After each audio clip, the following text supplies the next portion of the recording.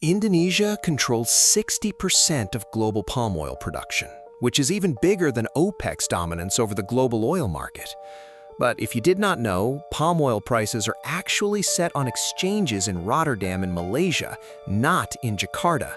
And this happens because Indonesia and Malaysia have never managed to form a cartel as powerful as OPEC, even though their combined production controls more than 80% of the world market. And what makes this even more shocking is that this entire dependency pattern shares the exact same roots as old Dutch colonial schemes. And what frustrates me the most is that the European Union now bans palm oil imports over deforestation concerns, even though Europe itself cleared its own forests centuries ago to reach the prosperity it enjoys today. So, is palm oil truly an economic blessing for Indonesia, or a shackle that keeps us powerless again and again? We break down everything in this video, so stay with us until the end.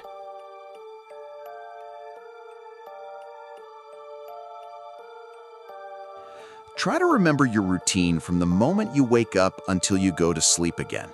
You brush your teeth with toothpaste, you shower with soap, you use shampoo, you eat breakfast with margarine or fried food cooked in oil, you eat instant noodles, you snack on biscuits.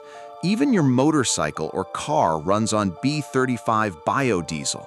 All of it, every single one, contains palm oil. We literally cannot escape this commodity for an entire day. And this is not just about Indonesia. Palm oil is present in more than 50% of products sold in supermarkets across developed nations, including America and Europe. Global giant brands like L'Oreal, Unilever, and Nestle all depend on Indonesian palm oil as raw material for their products. Without our palm oil, the global consumer goods supply chain could be seriously disrupted. Imagine just how critical our position actually is. But here's the question I think is rarely ever asked. If palm oil is present in almost every global product, and Indonesia is the world's largest producer, why is the price of palm oil determined at the exchanges in Rotterdam and Malaysia, not in Jakarta? The logic of that is genuinely frustrating. We produce the most, yet someone else decides the price. There's a theory circulating among economists that I find quite reasonable. Major buying nations need cheap palm oil, not an economically strong Indonesia. So the system was designed, or at the very least allowed to remain, in such a way that our bargaining position stays weak even though our production is enormous. We hold the world's most important raw material, yet we have no power to determine its own price. Even our own frying culture has made palm oil an almost irreplaceable staple in Indonesian household kitchens. The question is simple. If we are the world's largest producer, why is the price of palm oil determined in someone else's country, not our own? Now, let me give you a comparison that out of all the research on palm oil made me shake my head the most. Indonesia contributes 60% of global palm oil production. Combined with Malaysia, these two nations control more than 80% of the world's palm oil trade. 80%! Meanwhile, OPEC, the alliance of oil-producing nations that we have always assumed holds extraordinary power, only controls around 40% of the world's oil production. Just 40%. You read that correctly. Indonesia plus Malaysia controls a market twice as large as the one OPEC controls. Yet OPEC can determine global oil prices whenever they want through production agreements. Meanwhile, Indonesia and Malaysia, we have nothing close to a cartel that powerful. It is genuinely frustrating when you think about it. We have far greater leverage, but have never managed to actually use it. And the proof is very real. The European Union implemented a palm oil import ban related to deforestation issues through a regulation called the EUDR. Indonesia could only protest, unable to fight back with equivalent economic strength, even though, in theory, we should have bargaining power far stronger than that. There's a theory circulating that I find fairly reasonable as to why this happens. Major buying nations like Europe, China, and India would suffer massive losses if Indonesia and Malaysia actually formed a cartel like OPEC, so there's a global interest quietly ensuring this never happens. Some economists even refer to Indonesia as a resource curse without power, abundant in resources but lacking price control like oil-producing nations have. And every time Indonesia tries to form an alliance with Malaysia to push back against European policy, there's always diplomatic and economic pressure that derails the plan midway. The question becomes clear.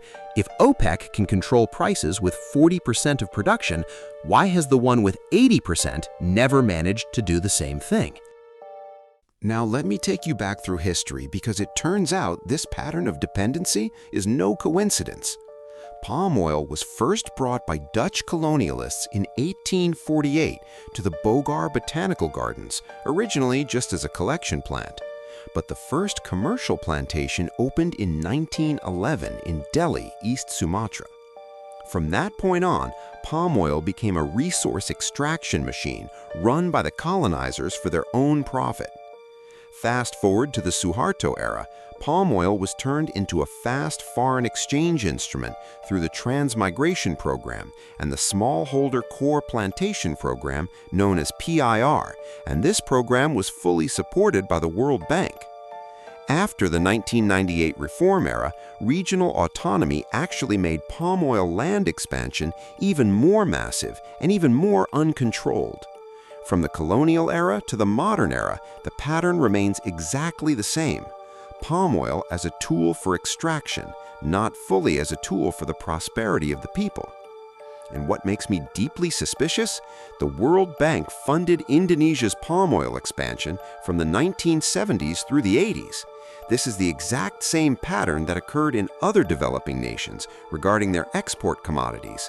Brazil with soybeans, Colombia with coffee, Indonesia with palm oil. All of them share a remarkably similar historical pattern. Economists call this the extractive economy model. Developing nations push to focus on producing raw materials for the global market instead of building their own high-value added industries. There's a particularly controversial theory about this, that World Bank involvement was not purely about development, but a systemic strategy to ensure developing nations remain cheap raw material suppliers to developed nations rather than becoming industrial competitors. And the PIR scheme, praised as community empowerment, in reality trapped many small farmers in long-term debt to large corporations that control the entire production chain, from upstream to downstream. The Dutch colonial pattern may have never truly ended. It simply changed form, from physical colonization to global supply chain colonization. Are we genuinely independent, or did we just rename the same system? Now to the part I find the most dilemma-inducing. Indonesia's palm oil exports are worth between $25 and $40 billion per year. This figure is critical to the stability of the rupiah and our country's balance of payments. But the problem is, Indonesia has no control over the global price of CPO. We are extremely vulnerable to global price fluctuations that we have absolutely no control over. Palm oil is now fully integrated into the national energy system through the B35 biodiesel program, which functions to reduce fuel imports. Millions of farmers and plantation workers depend entirely on this industry, with an economic multiplier effect that reaches remote regions across all of Indonesia. So this is not just about export figures, this is about the livelihoods of millions of people. But dependency like this carries a terrifying pattern when you look at other countries. Venezuela with its oil, Nigeria with its oil too, Zambia with its copper, all countries whose economies are extremely vulnerable to single commodity price fluctuations. The IMF itself identifies single commodity dependency as a major risk factor for the economic stability of developing nations. Every time the CPO price drops just 10%, Indonesia's foreign exchange reserves can shrink by billions of dollars within months. There's a theory circulating about this B35 biodiesel program that I find quite reasonable. This program is not purely about renewable energy, but a way for the government to force domestic palm oil demand to stay high, even when export prices are falling. Economists call this a captive market strategy, creating domestic demand to absorb the impact of global price fluctuations. The strategy is genuinely clever if that is indeed the intention. And the most concerning part, if the world fully shifts to other renewable energy sources like electric vehicles or solar panels, Indonesia could be trapped with massive palm oil infrastructure that is difficult to repurpose. The question is, if $40 billion in foreign exchange depends on a single commodity whose price is determined by the global market, what happens if the world suddenly no longer needs palm oil?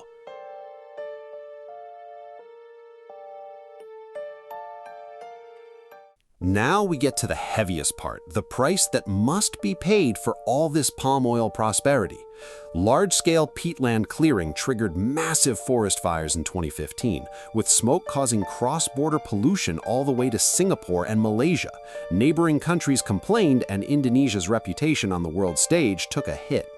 Palm oil expansion has also fragmented the habitats of elephants, orangutans, and tigers. Conflicts between wildlife and humans are becoming increasingly frequent as their living space keeps shrinking. Not to mention overlapping land claims between large corporations and indigenous communities, which have driven agrarian conflict extremely high across every corner of Indonesia.